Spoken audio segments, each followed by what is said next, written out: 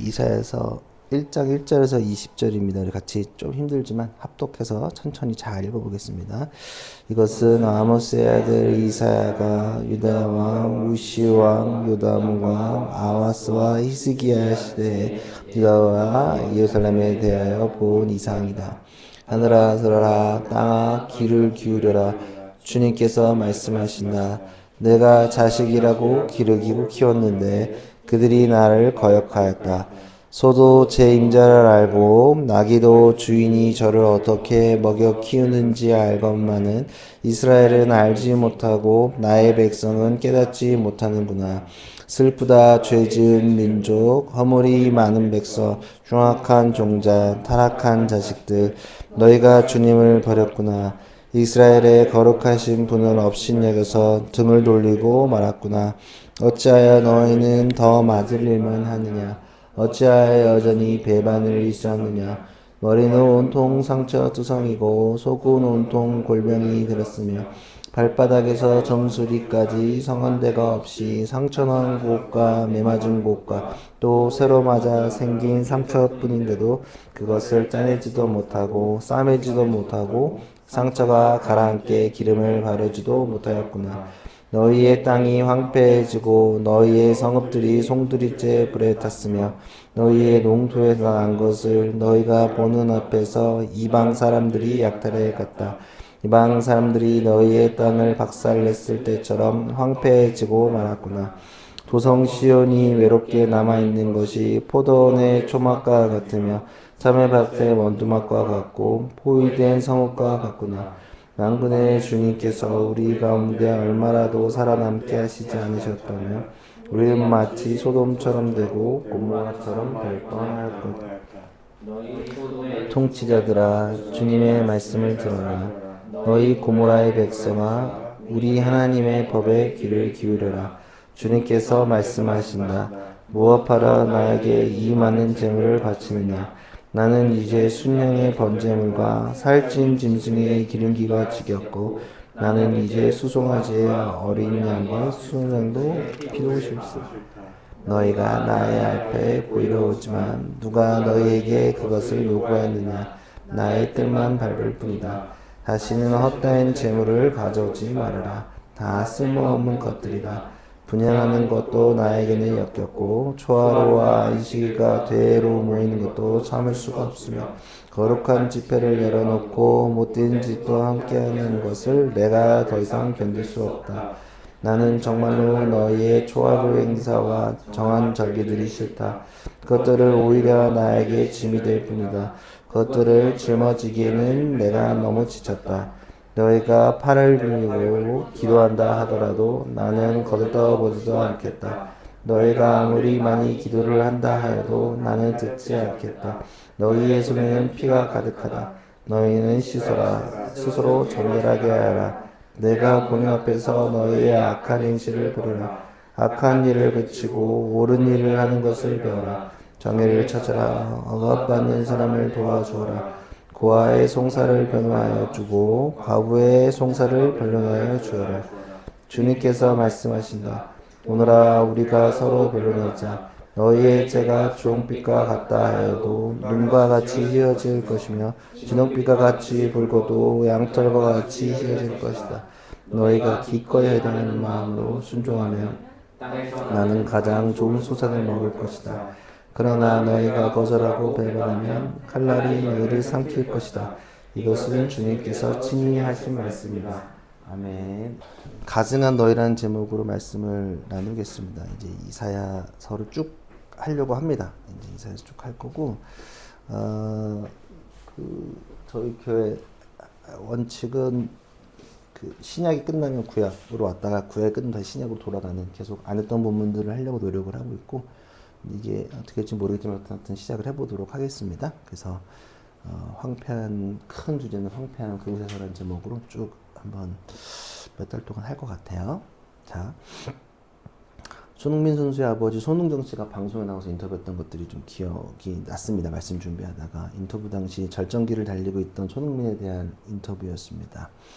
손흥정 씨, 그러니까 손흥민이 절정기라는 얘기를 쭉 이제 대화를 했는데 그러면서 그분이 손흥정 씨가 뭐라고 했냐면 전성기란 내려갈 신호다라고 말하면서 자신의 아들 손흥민이 그 전성기에서 점진적으로 아름답게 내려와야 한다고 말했습니다.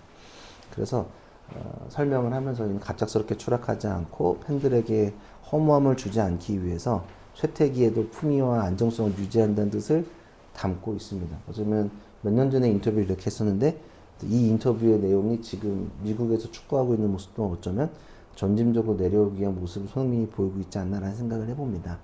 보통 스타라고 불리는 사람들은 올라가는 것과 내려가는 것을 잘 해야지 전 스타라고 생각을 해보았습니다. 그래서 스타들은 절정에 올라갔을 때 즉 정상에서 잘 내려와야지 해야 합니다. 그래서 박수지 떠나려고 하는 모습들이 어쩌면 절정기 떠나려고 하는 것들이 그런 것도 있습니다. 그래서 스타도 있고 반짝 스타도 있습니다. 최근에 그냥 반짝 빛나다가 사라져버린 스타들이 많이 있습니다. 밈 스타들이나 그런 분들이 다 그렇죠. 몇 달, 요즘은 1년도 아니고 몇 달, 아니면 어쩌면 몇 주 반짝하고 사라지는 존재들이 많이 있습니다. 순간적인 열을 다하고 사라집니다. 진정한 스타는 올라갔다가 안전하게 내려오는 것이 스타라고 생각합니다.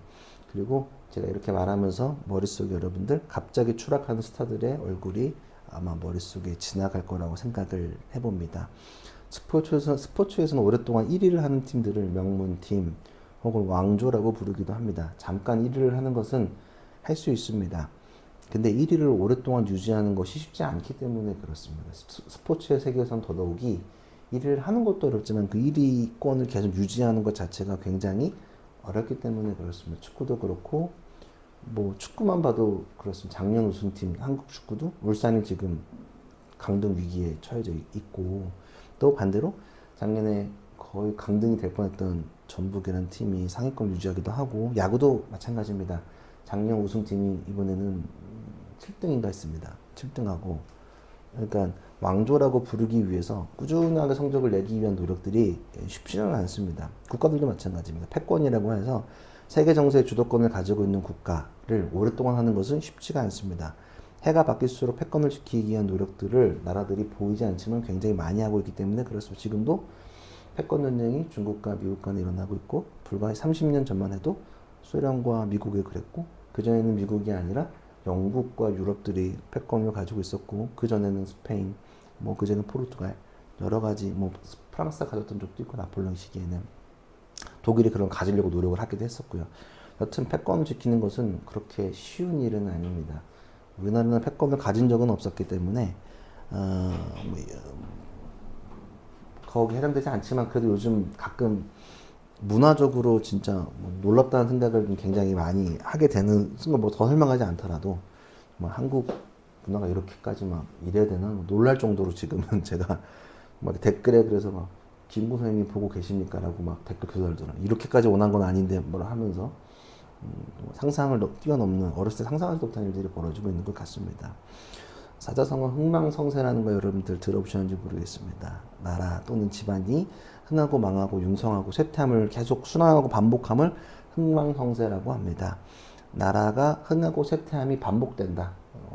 옛날 선조들이 봐도 흥망성쇠가 계속 있었다는 것입니다. 우리나라도 마찬가지입니다.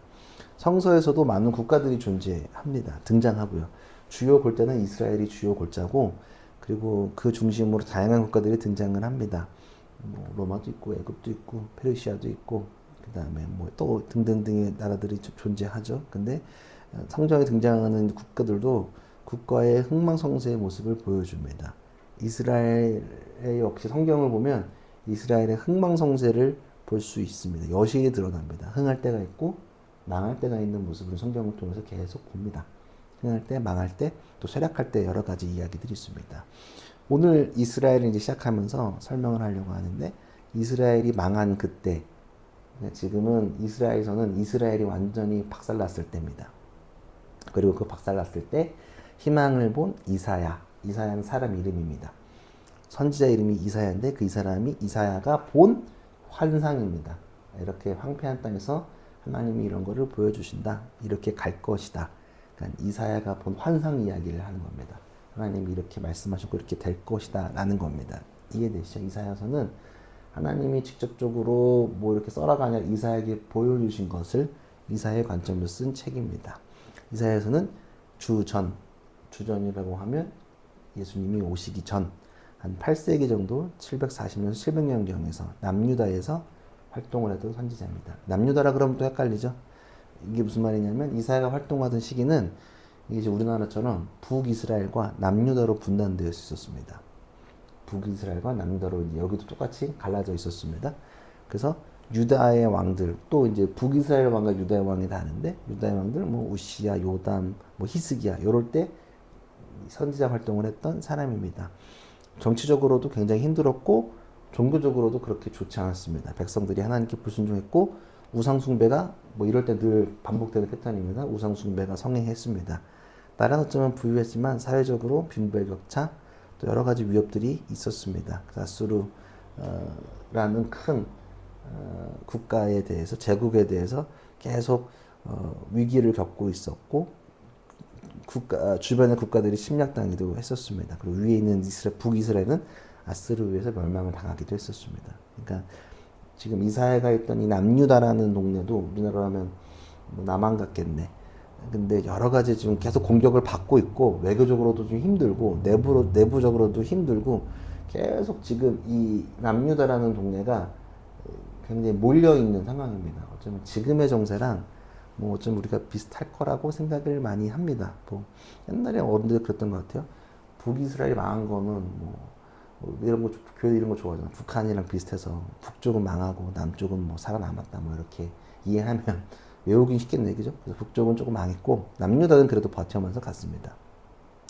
내적으로는 백성들의 유일신 신앙이 악화됐고 외부 세력이 들어오니까 약해졌고 예배는 잘 드리지만 형식화됐고 뭐 우상숭배 심했고 뭐 부패, 압제, 빈부격차 난리 났던 상황입니다. 그래서 어떤 이런 속에서 이스라엘 선지자가 환상을 봅니다. 하나님의 심판과 구원 메시지가 주요 골자입니다. 쭉 이제 계속 그 얘기할 겁니다. 황폐한 곳에서 하나님의 일을 보는 것들, 장차 올 회복을 계속 이제 얘기하는 게 이사야입니다. 그 얘기를 계속 오랫동안 합니다. 이제는 계속 이제 이사야서가 가지고 있는 역사적 맥락 그리고 이사야서가 본 하나님의 비전을 볼 겁니다. 그래서 이 수많은 사건들을 계속 이제 매주 얘기할 텐데 그때마다 어떻게 볼 것인가를 잘 기억하고 단순히 역사에서 일어난 사건을 원인과 결과를 봐서 깨워 맞추려고 하는 게 있습니다. 무슨 말이냐면 결과론적으로 해석을 하면 뭐가 늘 역사는 쉽게 이해할 수가 없습니다. 결과를 가지고 얘기하는 건 쉽습니다.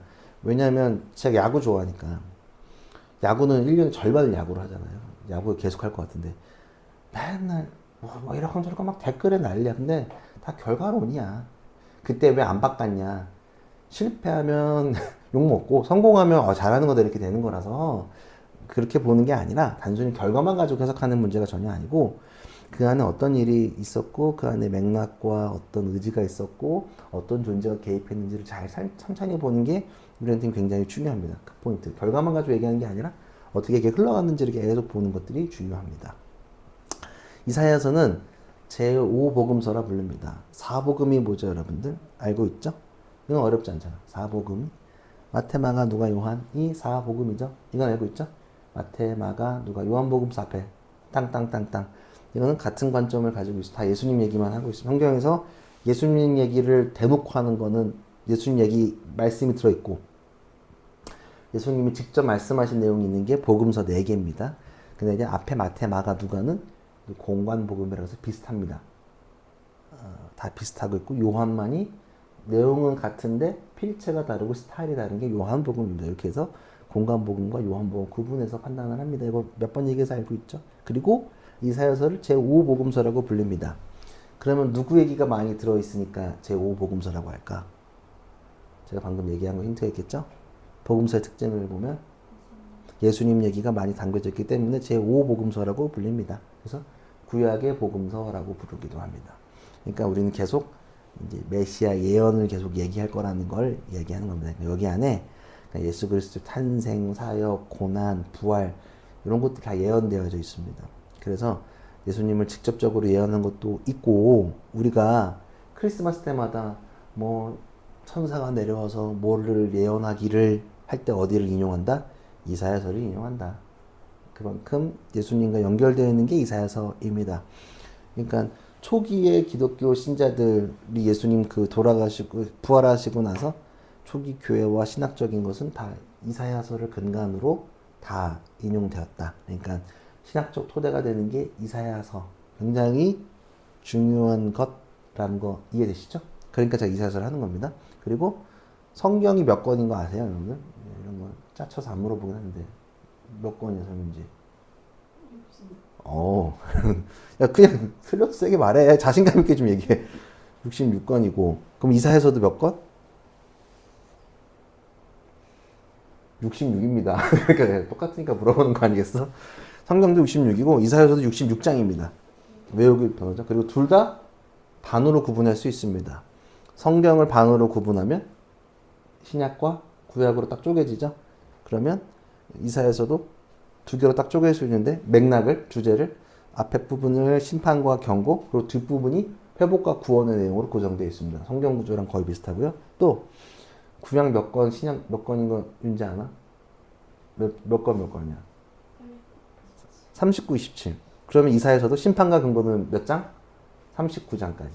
그 39장 이후로 마지막 27장까지는 회복과 구원 얘기. 그래서 이게 뭐 의도된 건지 뭔지 모르겠지만 뭐 정확히 모르겠습니다. 근데 이렇게 떨어지니까 놀랍죠? 그래서 그렇게 이제 어쩌면 예수님의 이 이야기와 굉장히 뭐 알레고리컬하게도 맞고 내용적으로도 맞다. 그러니까 제5복음서라고 불려도 무방하겠죠? 그러니까 예수님 얘기를 우리가 계속 구약을 하고 있지만 예수님 얘기를 예표되어 있는 예수님 얘기를 많이 할 거다. 그러니까 예수님이 이 땅 가운데 오시기 전에 그 청사진 미리 본 얘기들이 확인할 수 있습니다. 그래서 오늘도 마지막 날에를 부른 게 다 그래서 마지막 날에도 부르고 부흥으로 부른 겁니다.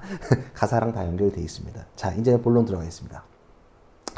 오늘 1절을 보면 앞에 준비는 안 돼 있고 핸드폰을 조금 보면 좋겠는데요. 핸드폰 보라는 건 성경을 보라는 얘기입니다. 1절에 보면 그냥 찾으면서 1절은 그렇게 중요한 게 아니라서 그냥 이사야 소개가 되어 있습니다. 아모스의 아들 이사야래. 아모스의 아들이 이사야고 유다 왕 우시아와 히스기야 시대에 유다와 예루살렘에 대해 본 이상이다. 그때 활동했던 사람이다. 그러니까 이 사람이 어떤 사람이라는 걸 얘기하고 그러면서 이제 쭉 1절은 자기 소개고 2절부터 쭉 소개가 나오는데 2절부터 4절을 보면 누가 이거 우진이가 한번 2절부터 4절 한번 낭낭하게 읽어줄래? 하늘아 들어라. 땅아 귀를 기울여라. 주님께서 말씀하신다. 내가 자식이라고 기르고 키웠는데 그들이 나를 거역하였다. 소도 제 인자를 알고 나비도 주인의 자를 어떻게 먹여 키우는지 알건만은 이스라엘은 알지 못하고 나의 백성은 깨닫지 못하는구나. 슬프다. 죄 지은 민족, 허물이 많은 백성, 흉악한 종자, 타락한 자식들. 너희가 주님을 버렸구나. 이스라엘의 거룩하신 분을 업신여기서 등을 돌리고 말았구나. 그러니까 있는 그대로 받아들이면 이 지금 예언하고 있고, 그러니까 지금 이사야가 하나님의 것들을 환상해본 걸 얘기하는 건데 하나님의 상태를 굉장히 이제 화가 나 있는 상태를 우리가 글로 그냥 본문 봐도 알겠죠? 이건 아주 그냥 이건 있는 그대로예요. 지금 이스라엘이 부모의 뜻을 심하게 거슬려 있는 상태처럼 보인다. 참담한 유다의 상태입니다. 그러니까 부모님 말씀을 안 듣고 가끔 자녀들의 일탈 앞에서 부모님들이 어찌할 바를 모르잖아요. 저도 애가 없어가지고 잘 모르겠어요. 이건 뭐 정확히 모르겠는데 또 그렇다고 해서 우리 조카가 막 난리치는 애가 아니어서 잘 모르겠는데 가끔 이제 뭐 미디어를 통해서 본 부모님들의 모습을 보면 진짜 막 이게 애들이 저놈의 새끼면 어떻게가 아니라 진짜 부모님이 뭐 어쩔 줄 모르는 상태를 보면 막 같이 눈물 날 때도 있어. 진짜 뭐 저분들 알아서 그러는 게 아닌데 애가 저러는 게.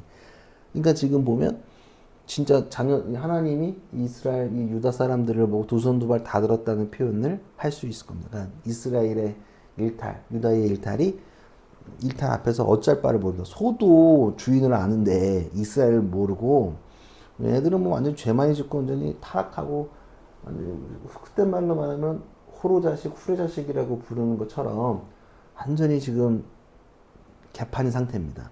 그 상태를 계속 얘기하고 5절, 6절을 보면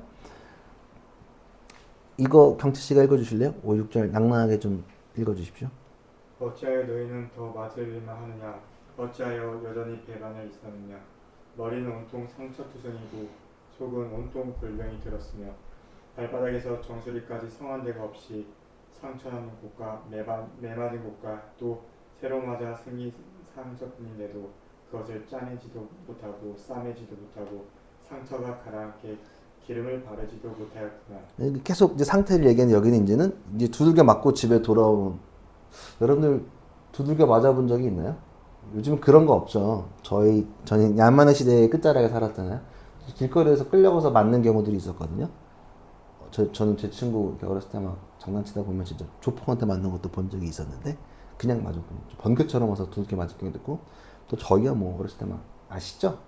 영화에서 비디오에서 보는 것처럼 이렇게 했던 경우들도 있어. 그냥 누구한테 두들겨 맞으면 진짜 막 얼굴 땡땡 부어가지고 오는. 그러니까 지금 이스라엘 유다의 상태가 어디서 두들겨 맞았어. 그래서 얼굴도 막 땡땡 부어가지고 어쩔 줄도 모르는 상황이고 또 내면도 속도 골병 들어 있다. 완전히 지금 내면도 그렇고 바깥도 그렇고 상처가 났는데 너무 이게 상처가 너무 두들겨 많이 맞아서 이거를 뭐 고름을 짜내지도 못하고 막 어쩔 줄 몰라 하는 최악의 상황으로 보이고 있는 것입니다. 계속 설교하고 있습니다. 그리고 7절에서 9절 이건 민사이가 한번 읽어주세요. 7, 9절 너희의 땅이 황폐해지고 너희의 성읍들이 송두리째 불에 탔으며 너희의 농토에서 난 것을 너희가 보는 앞에서 이방 사람들이 약탈해 갔다. 이방 사람들이 너희의 땅을 박살냈을 때처럼 황폐해지고 말았구나. 도성 시온이 외롭게 남아있는 것이 포도원의 초막과 같으며 참외밭의 원주막과 같고 포위된 성과 같구나. 만군의 주님께서 우리 가운데 얼마라도 살아남게 하시지 않으셨다면 우리는 마치 소돔처럼 되고 고모라처럼 될 뻔하였다. 그러니까 외부에서 침입해서 자신의 땅을 망가뜨리는 것을 보게 됐습니다. 그러니까 전쟁사를 보면 무조건 승리한 쪽이 그 마을을 다 불 지르고 그 다음에 뭐 우물에다가는 저번 주에는 더 설명하지 않았었지만 그 내용이 다 있거든요. 우물에 다 돌을 부어버려요. 왜 우물에 돌을 부어버릴까? 물 못 먹게. 여기서 못 살아가게. 불을 지르거나 박살을 내고 돌아갑니다. 그러니까 지금 유다의 땅이 외부에서 침입당한 것처럼 완전히 박살난 것처럼 너의 상태가 좀 그렇다. 그리고 심지어 너희는 소돔과 고모라처럼 완전히 불에 타기 직전인데 되지는 않았다. 소돔과 고모라 10명이 없어서 완전히 망했었는데 지금 그 10명이 있었나 봐. 그래서 여기는 망하진 않고 될 뻔했다. 그러니까 그 직전 니네 거의 절정이야. 이제 진짜 최악의 상황이야. 라고 하나님께서 이제 말씀하시는 거예요. 근데 주님은 이렇게 보면 늘 혼내기만 하시는 게 아니라 혼내고 나서 청사진이나 방법을 알려주시는 것들이 있습니다. 그리고 왜 그렇게 되는지에 대한 의견을 말씀하실 때가 있는데 여기는 너희들이 그렇게 된 것들 그리고 외부적으로는 그렇게 털렸고 또 내부적으로 니네가 잘못한 것도 한 번 더 이제 말씀하시는 거예요. 10절에서 15절 이거는 윤지가 한번 읽어줄래? 너희 소돔의 통치자들아 주님의 말씀을 들어라. 너희 고모라의 백성아 우리 하나님의 법에 귀를 기울여라. 주님께서 말씀하신다. 무엇하러 나에게 이 많은 제물을 바치느냐. 난 이제 숫양의 번제물과 살찐 짐승의 기름기가 지겹고 난 이제 수송아지와 어린 양과 숫 염소의 피도 싫다. 너희가 나의 앞에 보이러 오지만 누가 너희에게 그것을 요구하였느냐. 나의 뜰만 밟을 뿐이다. 다시는 헛된 재물을 가져오지 말아라. 다 쓸모없는 것들이다. 분양하는 것도 나에게는 역겹고 초하루와 안식일과 대회로 모이는 것도 참을 수 없으며 거룩한 집회를 열어놓고 못된 집도 함께하는 것을 내가 더 이상 견딜 수 없다. 난 정말로 너희의 초하루 행사와 정한 절기들이 싫다. 그것들은 오히려 나에게 짐이 될 뿐이다. 그것들을 짊어지기에는 내가 너무 지쳤다. 너희가 팔을 벌리고 기도한다 하더라도 나는 거들떠보지도 않겠다. 너희가 아무리 많이 기도를 한다 하여도 나는 듣지 않겠다. 너희의 손에는 피가 가득하다. 하나님이 유다가 드린 예물에 대한 거부감을 이야기를 쭉 이제 예언하는데 번제하는 것, 너네가 집회 모이는 것, 절기 때마다 모이는 것, 초하루가 뭐냐면 요즘도 초하루 기도하는 데가 있는데 매월 1일 날 모이는 것. 얼마나 많이 모이는 거야? 맨날 모이는 예배, 한국 교회 얘기하는 것 같아. 계속 모이는데 그게 하나님이 좋으시지 않다, 싫다. 심지어 니네가 두 팔 벌려 기도한다고 해서 듣지 않겠다. 왜 그럴까? 유다의 정성이 없었을까? 아닌 것 같아요. 이렇게 많이 모이려면 정성이 없었겠어? 아니면 대충 했을까? 대충 하지 않을 것 같은데. 그죠? 대충 하지 않았을 거예요. 열심히 했을 거예요. 예배 드리는 거를 기깔나게 안 했을까? 이런 건 더 기깔나게 합니다. 기깔나게 안 했을까? 크게 안 했을까? 진심으로 안 했을까? 큰 소리로 예배하지 않았을까? 왜 그랬을까? 우리가 한번 얘기를 해보고 왜 싫어하셨을까? 왜 이랬을까 생각을 해보면 이유를 한번 생각해보죠. 왜 그랬을까? 최근에 보면 많은 사건들이 우리 가운데 있는데 각각의 방법으로 사과를 합니다. 유튜브 이렇게 보면 검정 옷을 입고 고개 숙여 영상을 찍습니다. 죄송합니다 하면서 막 얼굴에 심각한 표정을 가지고 인사를 하는데 여러분들 그거 보면서 진짜 사과하고 있을까라고 생각을 해봤습니까?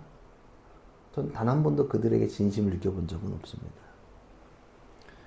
저 사람 사과는 하고 있는데 왜 저러고 있는지 싶어요? 그리고 어쩔 때 보면은 쟤 아무 생각 없이 하는 것 같다는 느껴지는 애들이 진짜 있어요.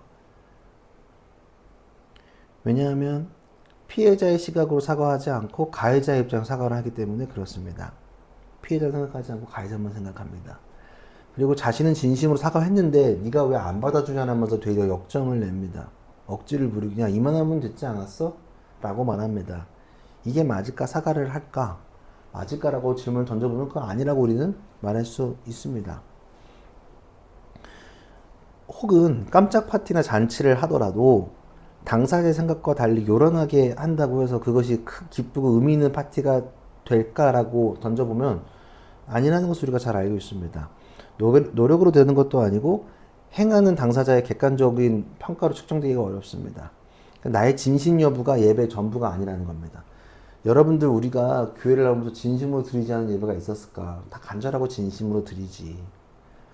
교회에서 우리 교회도 지금 이 순간 예배를 드리고 지금 이 순간 각각 자리에서 각각 교회 처소에서 예배들을 다 드릴 텐데 그것들 진심으로 드리지 않는 예배가 어디 있어요? 우리가 화려하게 드리는 예배도 다 알고 있고 또 뭐 초하루 기도에 모이는 데도 있고 매일 모이는 교회도 있고 새벽 기도 막 총 진군 40을 하는 데도 있고 뭐 특세를 요란하게 일주일 동안 하는 교회들도 있고 여러 가지가 있지만 나의 진심 여부가 예배 전부가 아니라는 거예요. 이사야서에서 말하는 예배의 관건은 제사의 양, 질, 순전함, 진심 어린 마음이 아니라고 얘기하는 거예요. 이해되시죠? 하나님이 너네가 많이 하는 거에 대해서는 말로만 하거나 혹은 그런 거에 대해서 거부감이 굉장히 있다는 거예요. 10절을 좀 다시 보면 너희 소돔의 통치자들아 주님의 말씀을 들어라. 너희 고모라의 백성아 우리 하나님의 법에 귀를 기울여라. 문자적인 법을 살펴보라는 것이 아닙니다. 자, 법을 다시 귀 기울여 보래요. 근데 지금 이 사람들이 예배를 드리려면 법을 지킨 거야, 안 지킨 거야? 법을 지켰어. 예배 드리는 건 율법을 잘 지킨 거야. 근데 하나님 보시기에 그 법은 지킨 거야, 지킨 게 아니야. 지킨 게 아니란 얘기를 하는 거예요. 그러니까 우리가 율법과 말씀으로 행하고 있다고 생각하지만 그 자체가 하나님과 전혀 상관없는 모습들이 될 수도 있다는 겁니다. 그러니까 성경대로 한다고 말들은 하는데 그게 진짜로 성경적일까라고 질문을 던져보면 저는 그렇지 않을 것들이 굉장히 많다라고 생각해 볼 수 있다. 우리가 하는 모습들도 마찬가지입니다.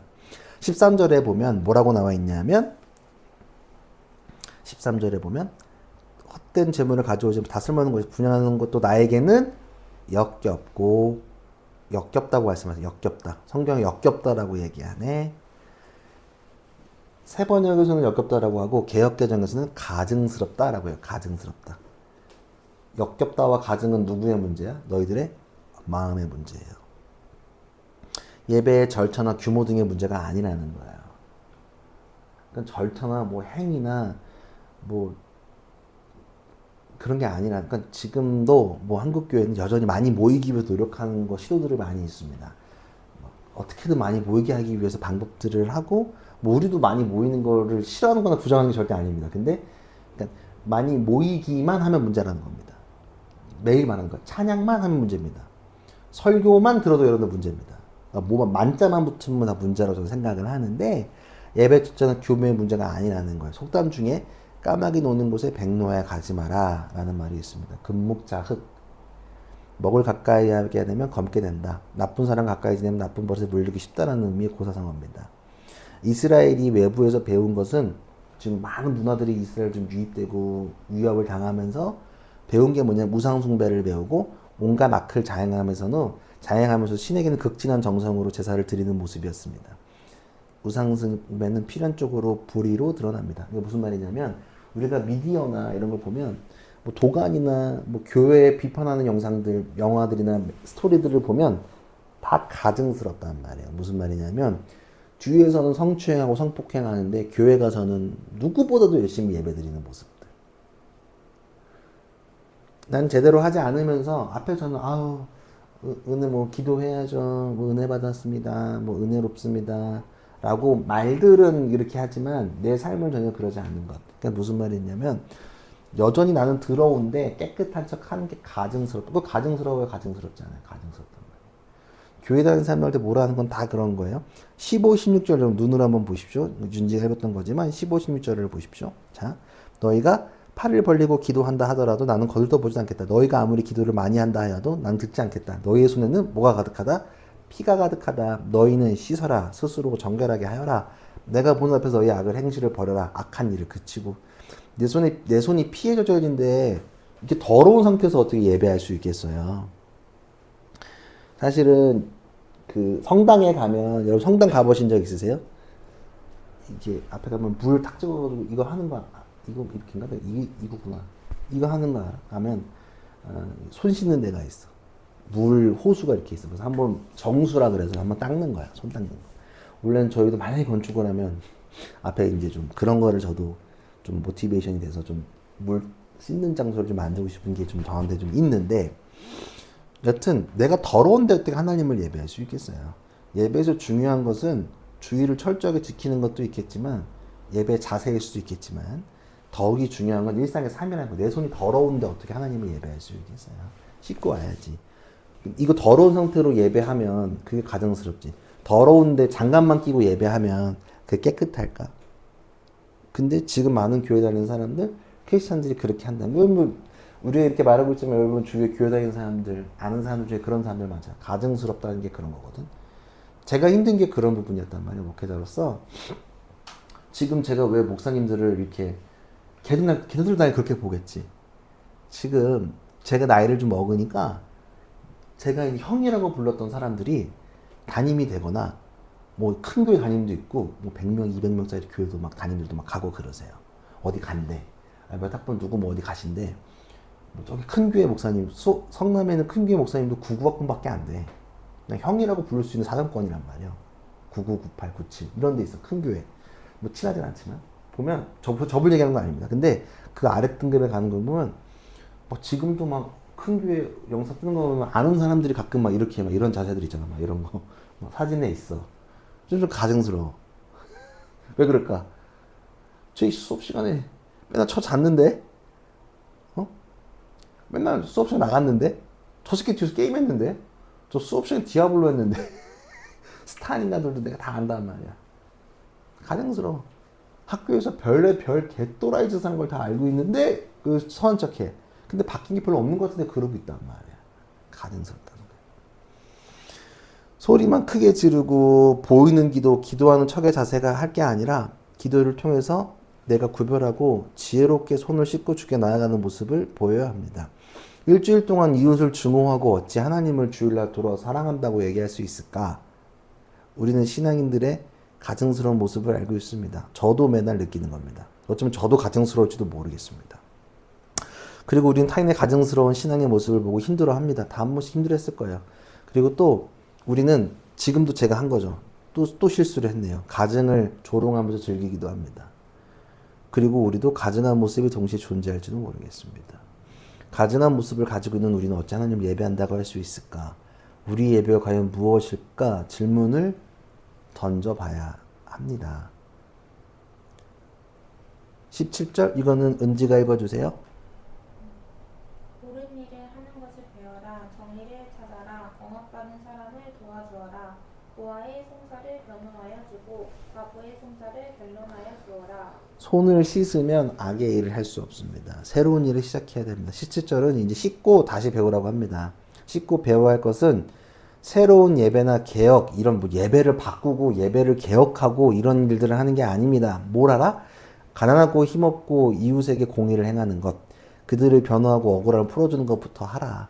하나님이 원하시는 것은 끝없이 높아지는 예배나 화려해지는 예배나 노래를 잘하는 고백이나 혹은 찬양이 크고 높낮이가 있는 얘기를 하는 게 아닙니다. 먼저 해야 될 것은 정의를 찾고 억압받는 사람을 도와주고 고아의 송사를 변호하여 주고 과부의 송사를 변호하여 제일 약한 사람들을 도와주어라 라고 합니다. 하나님은 정의로운 삶을 수반하지 않은 제사는 예배는 가증되고 헛되다라고 얘기하는 것입니다. 이러한 것은 우상숭배와 같다. 가증한 예배를 드리는 것은 예배를 드리고 있지만 우리가 우상숭배하는 것과 동일하다. 정의로운 삶이 없는 예배는 우상숭배와 같습니다. 우리의 뜻이 아닌 하나님의 시선으로 하나님의 뜻에 맞는 행동을 하는 우리가 되어야 합니다. 이제 이사야서는 이렇게 황폐해지고 망가진 것들을 어떻게 그런 모습을 조명하고 어떻게 회복하고 무엇을 꿈꿔야 되는지 얘기해 꾸준하게 이런 이야기들을 어떤 잘못을 졌고 니네가 뭘 했고 이제 어떻게 해야 되고를 계속 반복하는 패턴으로 할 겁니다. 오늘 첫 번째 시작은 가증스러운 예배를 통해서 얘기합니다. 폐허가 된 유다, 이스라엘을 통해서 우리를 동시에 살펴보아야 합니다. 돌아다니는 문장 중에 인상적인 게 있었습니다. 이제 제가 다시 편집해서 생각한 문장인지 모르겠지만 한 번의 실수는 용납할 수 있지만 그러나 반복되는 실수는 실수가 아니라 실력이라는 겁니다. 이스라엘의 실수를 보면서 우리가 또 실수를 반복하게 되는 것은 우리의 신앙의 실력으로 볼 수 있습니다. 이제 우리도 더 이상 실수를 반복하거나 나아가서는 안 된다라고 생각을 합니다. 성경은 이스라엘의 실수와 그 흥망성쇠를 통해서 여러 가지 레퍼런스, 잘하는 사람, 손흥민같이 잘 올라갔다가 잘 내려온 성서 인물들도 있고 근데 아사리판으로 가는 모습들을 보면서 그 실수를 보면서 우리의 실력을 다시 한번 점검하는 게 중요합니다. 제가 좋아하는 드라마 스토브리그 야구 드라마 야구 얘기만 계속하네. 거기 단장 백승수가 굉장히 저한테 인상적이었는데 선수 선발 비리가 그 구단 안에 있었어요. 그리고 그 선수 선발 비리에 휩싸인 선수랑 대화했던 거예요. 그 선수는 이렇게까지 까발리고 싶지 않은 거예요. 이미 다 끝난 일인데. 그래서 그 선수가 약간 이제 격양된 목소리로 그 백승수 남궁민한테 이렇게 얘기합니다. 그래서 지금 소 잃고 외양간 고치라고 이렇게 화를 팍 냅니다. 그래서 지금 다시 그 비리를 깐다고 해서 소 다 잃었는데 고치면 뭐 어떡할 거냐고 팍 물어보는데 그래서 그 이제 백승수라는 인물이 아주 덤덤하고 분명하게 이렇게 이제 그 얘기합니다. 아주 덤덤합니다. 네, 고쳐야죠. 소 한 번 잃었는데 왜 안 고칩니까? 그거 안 고치는 놈은 다시는 소 못 키웁니다. 저는 그 문장이 지금도 잊혀지지 않고 제 삶의 모티베이션이 된 것 같기도 합니다. 이스라엘 역사를 통해서 우리는 보아야 합니다. 우리가 다시 본다는 것은 뭐냐면 확인만 한다는 게 아니라 그들의 실수를 보고 우리를 점검하는 겁니다. 그러니까 지금 우리의 외양간이 실수를 보면 외양간이 망가지는지 안 망가지는지 보일 거 아니에요. 그거를 그냥 두는 게 아니라 고쳐야 합니다. 우리의 외양간, 교회 외양간이 있고 개인적으로 여러분들의 외양간들도 뭔가 문제가 있다면 낭망하는 것이 아니라 다시 고쳐야 될 부분들이 있다는 겁니다. 신앙은 생물과 같아서 매일매일 수정하는 겁니다. 한번 했다고 해서 끝나는 게 아니라 세팅이 기타는 교회 올 때마다 다시 코드를 잡습니다. 그래야 소리를 냅니다. 근데 그 작업을 우리는 자꾸 까먹어요. 안 하려고 그래. 계속 조율을 하는 거예요. 그래야 악기 소리를 내지. 춤을 춘다고 해서 매일 똑같은 춤을 추는 게 아니란 말이에요. 그래서 몸도 풀고 하는 거예요. 야구 선수들을 보면 쟤 왜 저러지 싶을 때가 있어. 왜? 야구는 10번 나가면 3번 잘 치면 잘하는 거예요. 7할은 망가져. 그래서 저는 얘들 연습하는 거 보면 맨날 나와서 경기 전 3시간 전에 나와서 야구 방망이를 돌리고 볼을 던져요. 그걸 보면 저는 악기를 보면 현을 조절한다고 생각해요. 근데 똑같이 치는 것 같지만 그 날씨, 온도, 그날의 컨디션에 따라서 미세하게 이 방망이가 내려가고 올라가고 따라서 이거를 치냐 안 치냐의 차이인 것 같아요. 그래서 살아있는 것 같아요. 가수들도 마찬가지예요. 목이 다 똑같은 게 아니잖아요. 어떤 라이브 또 목감기가 걸리면 또 노래를 못할 수도 있고 그러면 약을 먹거나 조치를 취하고 또 목을 충분히 풀어 노래 잘하는 것도 있고 물론 그냥 잘하는 사람도 있고 아니면 춤도 그냥 잘 추는 사람도 있지만 대부분 그래도 몸도 잘 풀어야 되고 또 가위질 기술직 있는 사람들 마찬가지 아침에 손 잘 풀어야지 가위질도 잘하지 이거 그냥 하면 안 돼요. 신앙생활에 그런 거 기도하고 예배하고 주를 하는 게 다 몸 풀고 확인하는 시간이에요. 그리고 점검 뭐가 아픈지 아프면 병원 가야지 기도해야지. 이사야서를 읽으면서 우리의 모습과 우리의 방향을 조금 잘 점검했으면 좋겠습니다. 하나님 뜻에 맞춰보길 기도합니다. 이제도 교회도 이제 추상적인 개인 경건이 아니라 이제 구체적인 개인 경건을 함께 가보려고 합니다. 제가 말씀 준비하면서 이제는 좀 해야겠다. 얘는 제가 그냥 너무 자율적으로 좀 봤는데 저도 마찬가지고 조금 이제 뭐 제 포인트는 또 우리 교회 몇 명 없으니까 수능만 끝나면 그거 맞춰서 이제는 본격적으로 조금 이제 다시 개인 경건 하고 본격적으로 조금 이제는 저도 이제 외환통 고쳐야 될 것 같아요. 망가진 것들을 고치면서 가고 우리의 삶이 내 상황이 지금 황폐해진 것 같지만 하나님은 그 황폐한 그곳에서 소망을 이야기하고 새 희망을 얘기한다는 사실입니다. 여러분들 새 희망을 보시고 나아갔으면 좋겠고 오늘의 포인트는 가증스러운 모습이 우리한테 있었나 나한테 있었나 그런 것들을 한 번 더 좀 점검해보고 또 기도하고 나아갔으면 좋겠다. 물론 우리 교회가 그런 함정에 빠지면 안 됩니다. 우리 교회는 화려하게 예배 안 드리잖아요. 모르지만 우리도 몇 년 뒤에 화려하게 예배 드릴지 어떻게 알아. 제가 그런 거 좋아하는 사람인데 대한민국에서 정말 탑을 찍고 싶어요. 화려하게 예배 드리는 걸로. 개신교에서는 솔직히 탑 찍고 싶단 말이야. 내 마음은 그래. 아니 솔직히 내 마음은 그래. 자신 있거든. 내가 지금 돈도 없고 우리가 지금 상황이 안 돼서 못하는 거라고 저는 생각하고 있어요. 난 자신 있거든. 내가 그걸 안 되겠어? 여기 있는 인물의 중심이 내가 될 것 같은데 화려하게 예배드리고 까부는 걸로 내가 탑이 되지 않을까? 우리가 지금은 아닌 내가 아니라 그렇게 될 수도 있죠. 충분히 언제든지 우리가 만약에 내가 갑자기 여기에 자본과 인력과 확 부어지면 제가 안 하겠습니까? 저 이거 건물 사갖고 4면을 LED로 다 발라버릴 것 같은데. 네? 음향을 우리나라 최고 좋게 만들 것 같아. 진짜 돈 때려 부을 것 같은데. 건물을 저도 막 저는 성격이 그렇잖아요. 근데 저도 그런 내 본성을 알지만 계속 보면서 그래 절제하고 가정스럽지 않게 하기 노력을 하는 것 뿐이지. 지금이 편하게 얘기할 수 있지만 또 모른다는 얘기예요. 우리가 진짜 그 상황이 됐을 때 계속 맞추는 거예요. 계속 신앙인이 그렇고 혹시 그런 모습이 있다면 여러분들도 보십시오. 그러니까 뭐 예배한다고 다 될까? 아닐 수도 있다니까. 가증스러운 모습이 있다면 하나님은 그 예배를 받으시지 않는다는 거예요. 그 역겹다고 하시는 거예요. 진짜 역겹다.